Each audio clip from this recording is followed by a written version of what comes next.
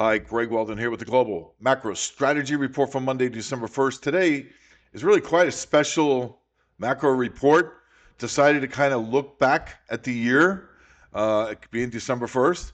I had a lot of time over the weekend, so to the extent that I also was looking back that this is a time frame where this holiday period in through May of 2005 and 2006 is when I wrote my book, Gold Trading Boot Camp. So it's kind of like moving into the 20-year anniversary. It happened to, I was doing an interview, someone asked me about it, I picked up the book, I was looking at it, and frankly, it kind of applies now, 20 years later. And I remember, of course, the story. I'm not going to read all this to you because you know the story. You know the story with Joe Kerner. You know the story with monetary heresy. You know the story of being called a nut job on national TV and ended up being right 18 months later in a big way, like I was in 2000 with the tech bubble crash with Ted David on his show called The View, ironically at the time, when I predicted an 80% decline in the NASDAQ. And the guy nearly fell off his chair and was never invited back on. And, 8 months later, guess what? Proven right. So I'm willing to think outside the box. I'm willing to be the nut job that sees things that maybe could happen because that's where the big money is made. And right now, looking at the history books, every step of the way, I've seen this movie since it started for all intents and purposes. This continual reflation until 2008 when we printed more money and debt went above GDP. And all of a sudden now you're in the black hole. You're in the debt black hole. And now all these times you thought you would get inflation, now you've got it. And it's the only choice, right? Everything I said in my book has happened. Pretty much everything I said at the beginning of this year has happened. And what's really changed based on where we were in 2006 is nothing, because that was the beginning of where we are now in this phase of this, kind of black hole dynamic, if you will. This QE is the only way. The debt's outrageous. Throw in household debt. You're talking about, $55 trillion in debt. And that's just what's on the books. Take what's off the books, let alone global debt's $323 trillion. So, bottom line is we nailed it this year. We saw these things coming, and this was the time to pounce. And the way we go forward is, look, we called the Canadian priced gold miners first. The lower price led the way. It was the Canadian, that the Canadian dollar decline was what really made those attractive, and they were the big boomers earlier in the year, late last year into early this year. Then, as we said, you're going to get the rotation of Wall Street money into the big cap because that's the names, the money, mutual funds and the big money funds and the big global wealth managers. They're going to want to have names that they can justify, to their bosses. Why'd you get out of NVIDIA? Because I went and bought Newmont. Why? Because they're printing money. All right, now, in the here and now. All right, they're not investing, whatever investing they're doing, certainly investing, but to the degree to which, this is printing money right now, and that's why they have outperformed. And we said they would outperform. My January year ahead piece, my Valentine's Day special. We're going to look at all of these dynamics, all kind of the things I said, because it leads into some of the things I have to say now. And then it gives you the whole story as to why. All right? We're talking about August. We're talking about May, my Memorial Day weekend special. Where was I wrong? This could have driven bond yields a lot higher. Curve could have steepened. It did happen, but it didn't really persist and pursue and extend. But that was a story for a while. Curve steepening, because the back end would be concerned about the inflation dynamic of the Fed holding rates, or cutting rates as they did when inflation is not back to target yet. They did exactly what I said they would do. They acquiescing to higher rates of inflation to protect the economy, now to protect the labor market, to protect the housing market, and maybe even at some point to protect the stock market. Because they still, even though we're wrong because we got short 3 times, lost all 3 times, perfectly manageable, perfectly within the probability curve. And frankly, the 3rd or 4th time is kind of usually the time in history where I've seen this so many times, where I tend to be early. I see it in the micro. You need the broader recognition. It's just not there yet. It's coming, no doubt. You get a couple of bad employment reports and a high CPI number, look out. That's when you're going to see really the rubber hit the pavement in a big way.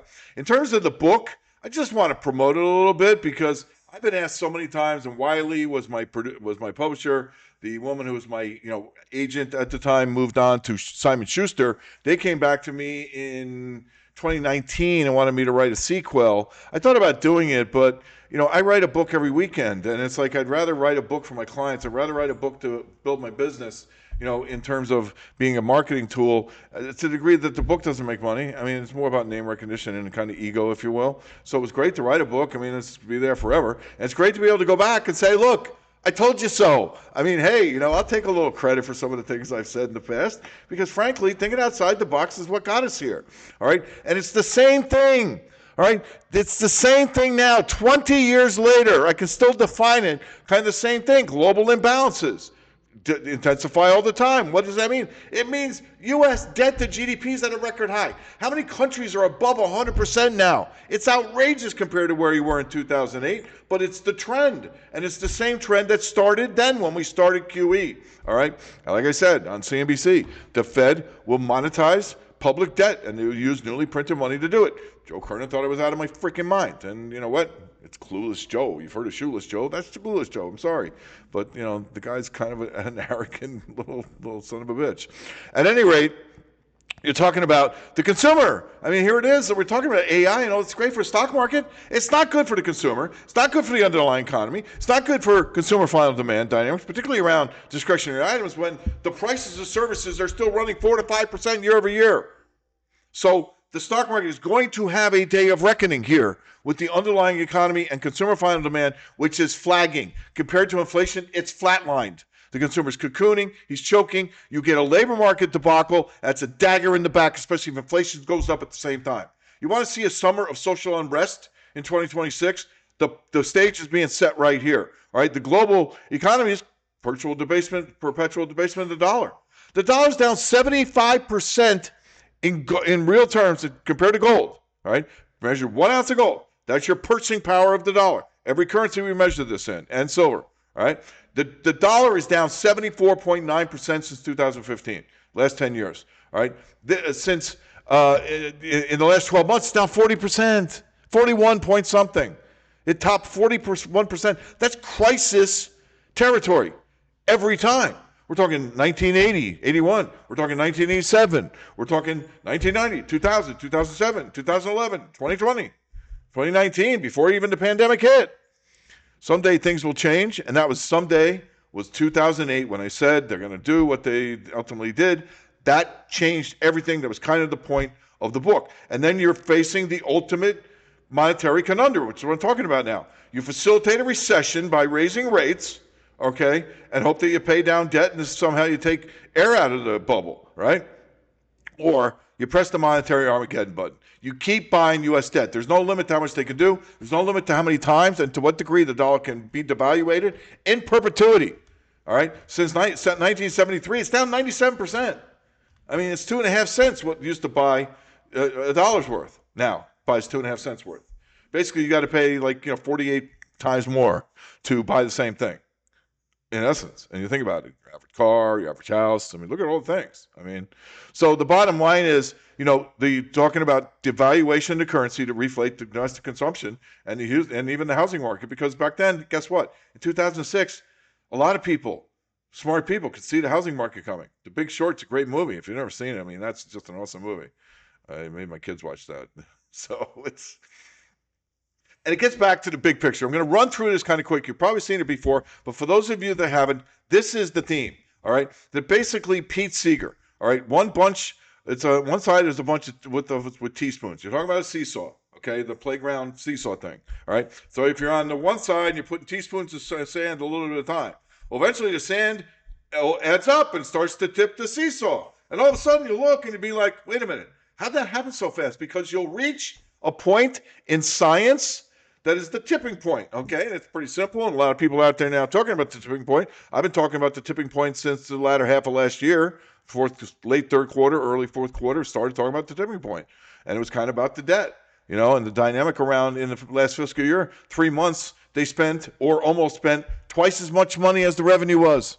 It's irresponsible. It's unconscionable. And the dynamic around rotational dynamics and stabilization angles is the physics. And to me, I just kind of turned it around. It's like a point where the debt becomes so heavy and the GDP is not there.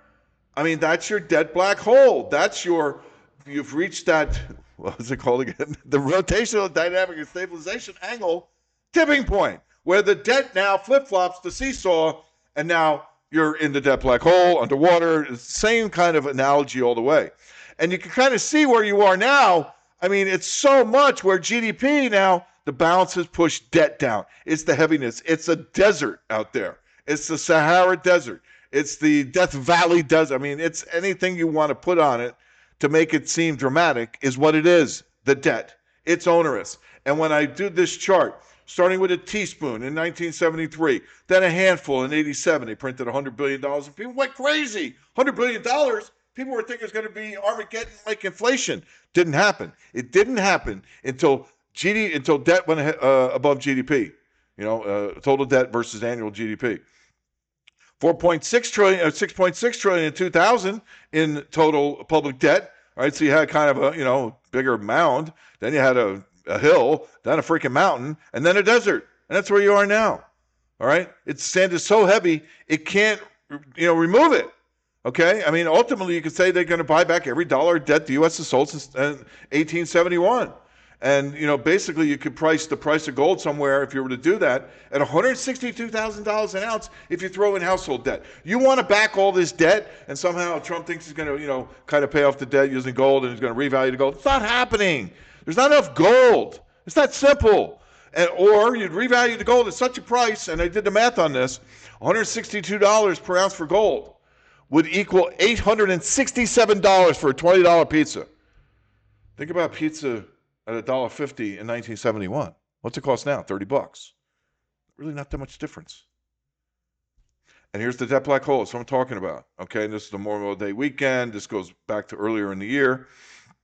Bottom line is GDP was ahead of debt. It really was. Then you had the tech bubble. And guess what? Now you climbed to close the gap, but you still had a nice fat gap here. Until when? Till 2008, 2009, 2000. Remember, QE3 was still going in 2014. And you finally caught up to GDP, and then the pandemic hit, and really it was before. 2018, you had a little issue. You had the Christmas Eve meltdown in the stock market. Then you had 2019. The Fed was already easing before COVID even hit. People don't realize you were headed to a recession in 2020 anyway. COVID only made everything worse. It didn't cause anything. It was already happening. The Fed was already easing. The Fed was already printing money again. And then COVID hit. Bam, you're done.